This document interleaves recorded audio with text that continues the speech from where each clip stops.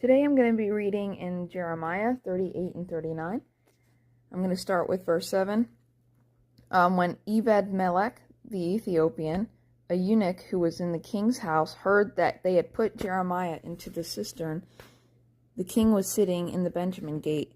Ebed-Melech went from the king's house and said to the king, "My lord the king, these men have done evil in all that they did to Jeremiah the prophet by casting him into the cistern, and he will die there of hunger, for there is no bread left in the city." Then the king commanded Ebed-Melech the Ethiopian, "Take 30 men with you from here, and lift Jeremiah the prophet out of the cistern before he dies." So Ebed-Melech took the men with him and went to the house of the king, to a wardrobe in the storehouse, and took from there old rags and worn-out clothes, which he let down to Jeremiah in the cistern by ropes. Then Ebed-Melech the Ethiopian said to Jeremiah, "Put the rags and clothes between your armpits and the ropes." Jeremiah did so. Then they drew Jeremiah up with ropes and lifted him out of the cistern, and Jeremiah remained in the court of the guard. Then I'm going to go to chapter 39, verse 15. So where's that? Right here. So this is about the time when, when Nebuchadnezzar, the king of Babylon, was coming against Jerusalem, and the entire nation of Israel and the kingdom of Israel and Judah were going into exile. Israel was already in exile at this point. And the Ethiopian, he was a Gentile, obviously.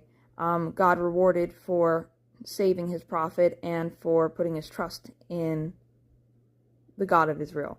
So, verse 15 says, "The word of the Lord came to Jeremiah while he was shut up in the court of the guard.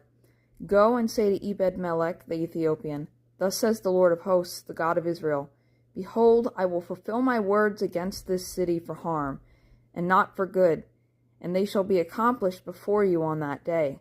But I will deliver you on that day, declares the Lord, and you shall not be given into the hand of the men of whom you are afraid.